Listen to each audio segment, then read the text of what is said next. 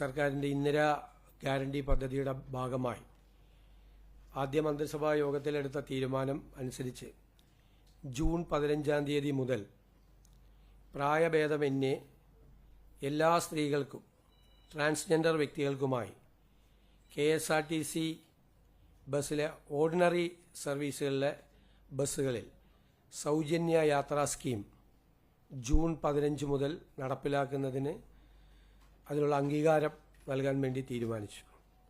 ഇന്ദിരാ ഗ്യാരണ്ടിയിലുള്ള ഈ പദ്ധതി പ്രിയദർശിനി എന്ന പേരിലായിരിക്കും അറിയപ്പെടുന്നത്.